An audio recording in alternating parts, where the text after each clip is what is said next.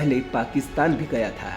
Police सूत्रों के मुताबिक उसकी भतीजी की शादी 6 साल पहले एक पाकिस्तानी नागरिक से हुई थी और दोनों परिवारों के बीच नियमित संपर्क बना हुआ था। जांच एजेंसियां इस दिशा में भी तहकीकात कर रही हैं कि सलाउद्दीन के फोन और इलेक्ट्रॉनिक डिवाइसेस के जरिए पाकिस्तान में किस किस से उसकी बातचीत होती थी और इन संपर्कों का उद्देश्य क्या था। विशेष रूप से ये भी देखा जा रहा है कि क्या मुहर्रम से पहले हथियार और कारतूस जमा करना किसी गहरी साजिश का हिस्सा तो नहीं था। पुलिस ने गुरुवार को मिर्जागंज गांव में सलाउद्दीन के घर पर दबिश दी तो वो घर के पास बैठा हुआ था। पुलिस ने जब उसकी तलाशी ली तो उसकी जेब से 315 बोर के 8 कारतूस बरामद हुए।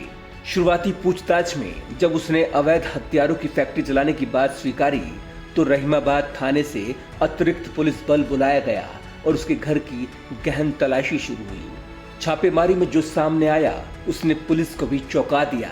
सलाउद्दीन के घर और पास ही स्थित एक बंद पड़े सिनेमा हॉल से पुलिस को कुल 14 अवैध हथियार, लगभग 100 कारतूस, हथियार निर्माण के उपकरण और सामग्री समेत हिरण की खाल मिली। हिरण की खाल मिलना इस बात की ओर भी इशारा करता है कि सलाउद्दीन केवल असले के अवैध कारोबार में ही नहीं बल्कि वन्य जीव संरक्षण अधिनियम का भी उल्लंघन कर रहा था। इलाके के कई लोगों का कहना है कि सलाउद्दीन के घर से पुलिस ने हथियारों और कारतूसों से भरी करीब 20 बोरियां उठाई, जिन्हें पुलिस की एक जीप से 4 बार थाने पहुंचाया गया। लेकिन बाद में जो गुड़वर्क यानी बरामदगी की सूची जारी की गई उसमें इनका महज 10% ही दिखाया गया। इससे स्थानीय लोग पुलिस की मंशा और पारदर्शिता पर सवाल उठा रहे हैं।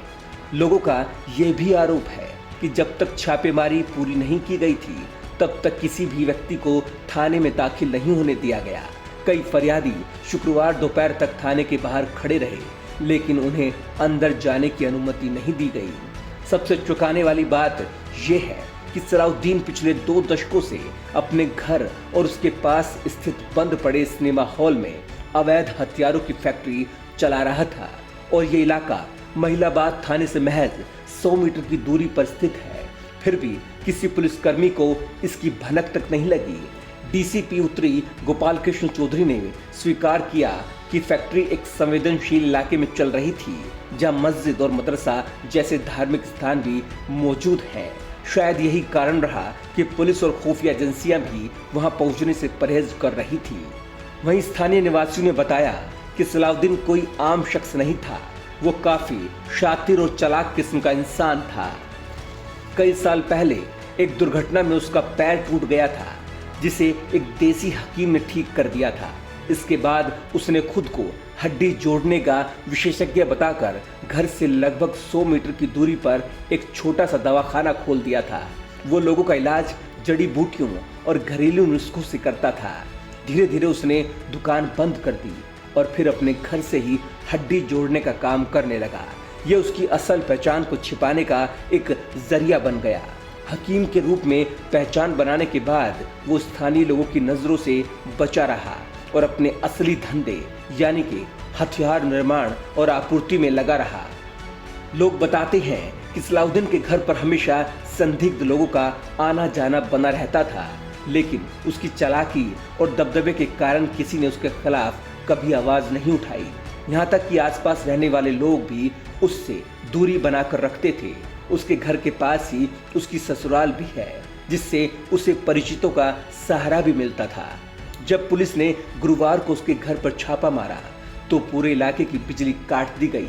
करीब 100 मीटर के दायरे को सील कर दिया गया और भारी पुलिस बल तैनात किया गया। सलाउद्दीन को सख्त सुरक्षा में थाने लाया गया और फिर शुक्रवार को चुपचाप उसका मेडिकल करवाकर जेल भेज दिया गया।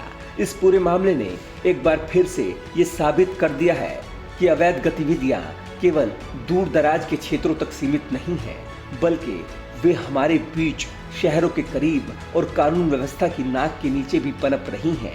हकीम सलाउद्दीन उर्फ लाला का मामला केवल अवैध फैक्ट्री का नहीं बल्कि राष्ट्रीय सुरक्षा से जुड़े गंभीर सवालों का मामला बन चुका है, जिसकी जड़ें पाकिस्तान से जुड़े संदिग्ध नेटवर्क तक जाती दिख रही हैं। अब देखना यह होगा कि पुलिस और खुफिया एजेंसियां इस केस को कहां तक लेकर जाती है और क्या ये मामला केवल एक हथियार सप्लायर का है या इसके पीछे कोई बड़ी अंतर्राष्ट्रीय साजिश छिपी है।